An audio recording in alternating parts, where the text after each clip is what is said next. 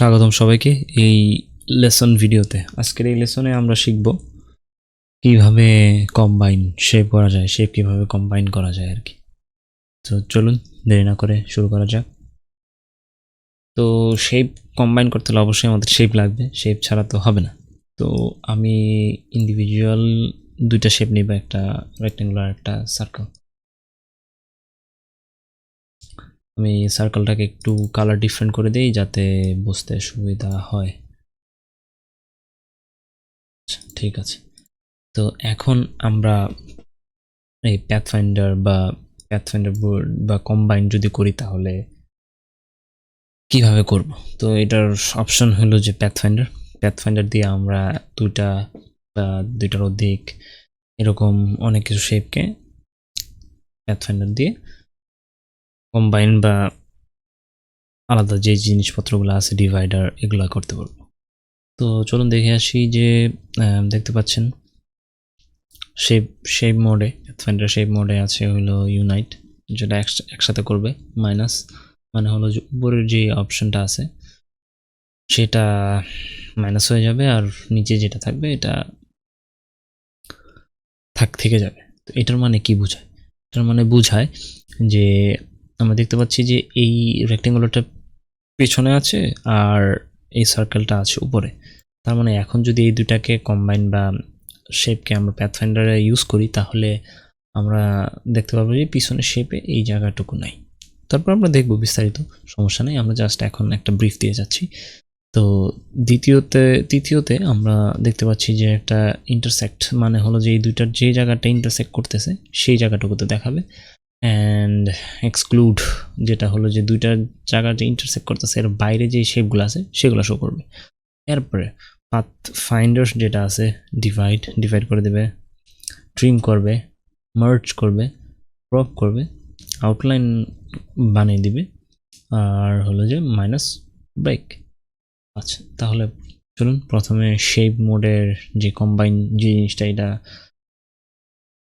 এটার কাজ আমরা দেখে আসি। তো প্রথমত আমি অন্যান্য শেপও কিছুটা বানিয়ে রাখি যাতে আপনাদের বোঝার সুবিধার্থে হয়ে থাকে।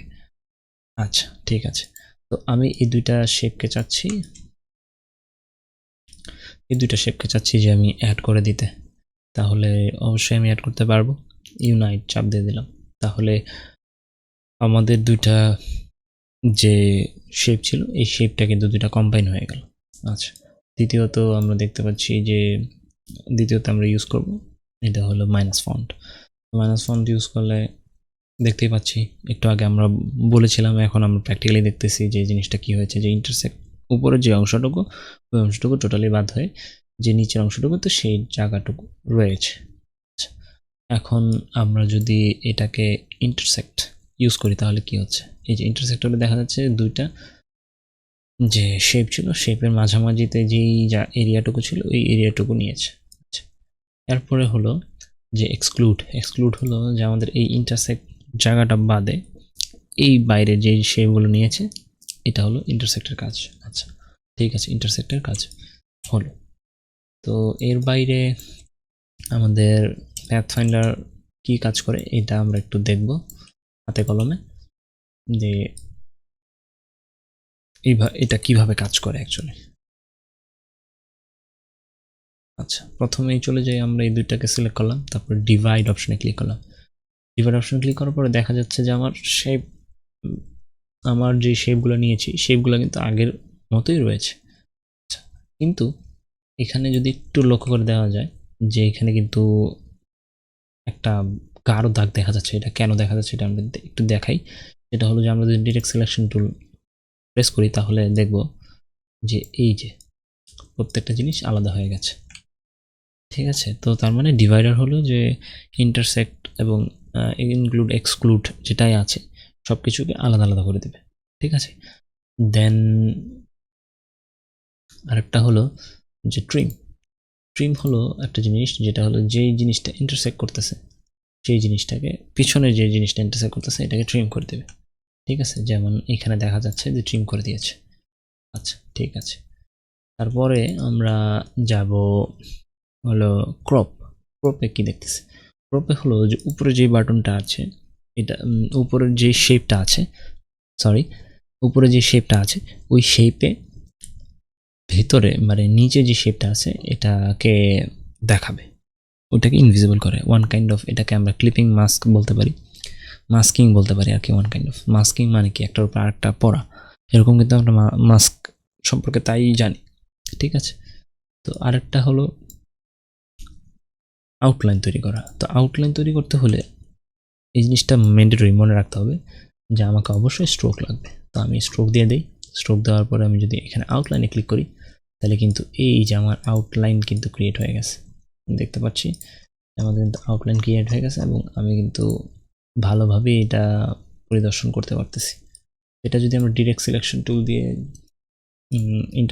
ইন্টারাপ্ট করতে চাই বা কিছু নেভিগেশন করতে চাই তাহলে কিন্তু আমরা দেখব যে এটা এতটুকু পর্যন্তই আছে, ঠিক আছে। আর এটা আলাদা আলাদা মানে প্রত্যেকটা ইন্ডিভিজুয়ালি যে জিনিসটা বলা যায় যেটা আছে, এটা কিভাবে ইন্ডিভিজুয়ালি করা যাবে, এটাকে রাইট ক্লিক করে আনগ্রুপ অপশনে ক্লিক করলে কিন্তু আমরা এই যে এটাকে আলাদা করে করে নিতে পারতেছি, ঠিক আছে। তো এইভাবে হলো আমরা আউটলাইন করে দিতে পারি। আরেকটা অপশন আছে যেটা হলো যে মাইনাস ব্যাক হলো যে উপরে যে অপশনটা থাকবে ইন্টারসেক্ট যে জায়গাটা করবে ওই জায়গাটুকু বাদ দিয়ে দিবে, এটা হলো মাইনাস ব্যাক। আচ্ছা, এখানে আরেকটা ম্যান্ডেটরি টিপস যেটা না বললেই নয়, যেটা দিয়ে আমি অনেক উপকার হয়েছি অ্যাকচুয়ালি। এটা আমার মানে মস্তিষ্ককে মনে হইতেছে যে লাইক এটা আমি কি দেখলাম এরকম কিছু একটা, ঠিক আছে। তো এইটা দেখাচ্ছি আমি আপনাকে, একটু হোল্ড অন করেন। তো আমি হলো একটা রেক্টেঙ্গুলার শেপ নেই, কালার একটু চেঞ্জ করে দেই। তো এখন হলো আমি যা করেছি এই জিনিসটা আমি পরবর্তীতে এই জিনিসগুলোকে নিয়ে বিস্তারিত আলোচনা করবো যে এই শেপটা কীভাবে পিছনে গেল বা এরকম কিছু কীভাবে করলাম, ঠিক আছে। ওইটা আমার নেক্সট ভিডিওতে থাকবে, কোনো সমস্যা নেই। আপনারা যারা স্কিপ করেন না অ্যাকচুয়ালি, কারণ ভিডিওটা আমি যাচ্ছি যে একবারে যারা স্টার্টিং থেকে শুরু করতেছে তাদের যাতে কোনো কমপ্লেক্সিটি না হয় সেই জিনিসটা আমি সর্বোচ্চ চেষ্টা করতেছি। তো এই জিনিসগুলো অনেক কিছুই আমি অ্যাডভান্স লেভেলের করতেছি, বাট সেগুলো আমি আপনাকে বলে দেবো যে কখন কি করতে হবে। তো আপাতত বেসিক লেভেলের জন্য এই জিনিসগুলো লাগবে না, তো তারপরেও আমি নেক্সট ভিডিওতে কভার আপ করার চেষ্টা করব। তো আমাদের এই দুইটা অপশান আছে, ঠিক আছে। এখন আমি ওই যে একটা কথা বলেছিলাম যে লাইক ইলাস্ট্রেটরে কিন্তু control alt and space shift এই তিনটার অনেক অনেক কাজ। তো আমরা যদি লাইক এখানে দুটা সেকশন আছে, এখানে আমরা কি দেখেছিলাম যে যদি মাইনাস ফন্ট করি তাহলে কিন্তু এই জিনিসটা ফন্ট রয়ে গেল, মানে লাইক ইন্টারসেক্ট যেই জায়গাটা করতেছে সম্পূর্ণ কিন্তু বিয়োগ হয়ে গেল, তাই না। তো এখন আমি যদি অল্টার প্রেস করে এই মাইনাসটাতে ক্লিক করি তাহলে দেখেন আমার শেপটা কিন্তু ভাঙেনি। আগের শেপটা আমি দেখাচ্ছি আবার, আগের শেপটা কিন্তু ভেঙে গেছে, ঠিক আছে। এখানে কিন্তু আর সার্কেল দেখা যাচ্ছে না। আচ্ছা, এখন আমি যদি অল্টার প্রেস করে এটা ক্লিক করি তাহলে কিন্তু আমি আগের শেপটা দেখতে পাচ্ছি, ঠিক আছে। তো এই আগের শেপটা দেখার সুবিধাটা কি এটা দেখাই। যদি আমরা ডিরেক্ট সিলেকশন টুলে যাই, যদি আমি শুধু এটাকে ক্লিক করি তাহলে দেখতে পারতেছেন যে এখানে একটা কিছু একটা হচ্ছে, যে লাইক এটা আমি চেঞ্জ করতেছি, এটা চেঞ্জ হচ্ছে, ঠিক আছে। আমি যেদিকে যাচ্ছি সেদিকে যাচ্ছে, মানে ইউজার ইন্টারফেস সহজ করে দেওয়ার জন্যই হয়তো এরকম করা হয়েছে। তো বাই দ্য ওয়ে এটা কিন্তু ট্রান্সপারেন্ট, আপনারা জানেন কি না জানি না, এটা কিন্তু ট্রান্সপারেন্ট। এই যে আপনারা কিন্তু একটু দেখতে পারবেন খেয়াল করলে এটা কিন্তু ট্রান্সপারেন্ট, অ্যান্ড এটা কিন্তু আপনি চাইলে সহজেই আপনি যে কোনো জায়গায় ড্র্যাগ করতে পারবেন। তো এই ছিল হলো পাথফাইন্ডারের অপশানগুলো। তো এর বাইরে আমি আরেকটা আমার পছন্দের টুলসটা শেয়ার করতে যাচ্ছি আপনাদের কাছে। এটা এটা অনেক কাজের, এটা যারা লোগো ডিজাইনিং করবেন তাদের জন্য তো ম্যান্ডেটরি, ঠিক আছে। তারা বিভিন্ন শেপ ক্রিয়েট করতে হলে অবশ্যই লাগবে, এবং যারা ইলাস্ট্রেশন করবেন ইলাস্ট্রেটরে, তো সেই ক্ষেত্রে অনেক জরুরি, ঠিক আছে। তো এখানেও সেই কিভাবে আমি ম্যানিপুলেশন করতে পারবো সেটা আমরা দেখব। সাপোজ আমি তিনটার সার্কেল নেই,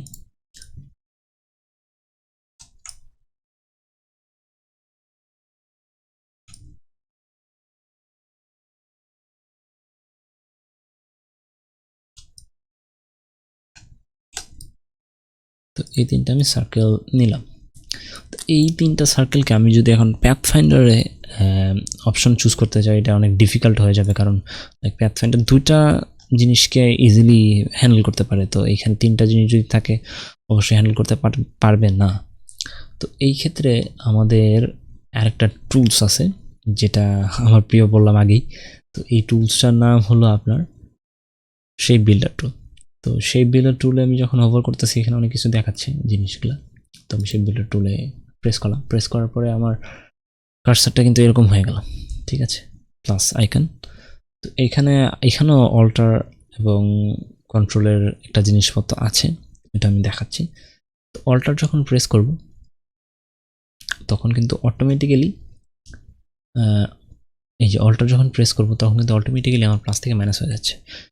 সাধারণত আমার কার্সারের সাথে এই প্লাস চিহ্নটাই থাকবে, কিন্তু আমি যখন অল্টার প্রেস করব তখন এটা মাইনাস হয়ে যাবে। তার মানে এটাকে আমি এই যে গ্রিডটা তৈরি হয়েছে এই গ্রিডটাকে ডিলিট করে দিতে পারবো, ঠিক আছে, ইজিলি। এই গ্রিডটাকে যদি ডিলিট করতে চাই ডিলিট করে দিতে পারবো, এই গ্রিডটাকে যদি ডিলিট করতে চাই ইজিলি ডিলিট করে দিতে পারবো। তো এই তিনটা জিনিস ডিলিট করে দেওয়ার পর কিন্তু আমার ইজিলি এখানে একটা শেপ তৈরি হয়েছে, ঠিক না? তো এইখানে আমি যদি কপি করার পেস্ট করলাম, পেস্ট করার পরে আমি জাস্ট এইটাকে একটু ঘুরিয়ে দিলাম,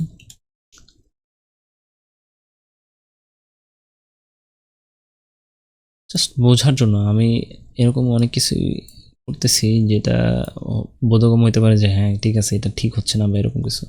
তো এটা জাস্ট টেস্ট পারপাস আপনাদের বুঝায় দেওয়ার জন্য যে জিনিসটা কিরকম কিভাবে হইতে পারে। তো এইভাবে মনে করেন যে আমরা একটা নাক এবং ঠোঁট মোচ এঁকে ফেলতে পারি, ঠিক আছে। তো এইভাবেও আমরা জিনিসটাকে রিপ্রেজেন্ট করতে পারি, ঠিক আছে। তো এটা ছিল সেই বিল্ডার টুল। এটার আরও অনেক ব্রাস্ট আছে, যেটা হলো যে আপনার গোল্ডেন রেশিওতে অনেক কাজে দেয়। আপনি গোল্ডেন রেশিও যখন লোগো করবেন তখন আপনার কাজে দিবে, তখন আপনি যদি মানে মিনিমাল স্ট্রোক করতে চান তখন আপনার শেপটা কাজে দিবে, ঠিক আছে।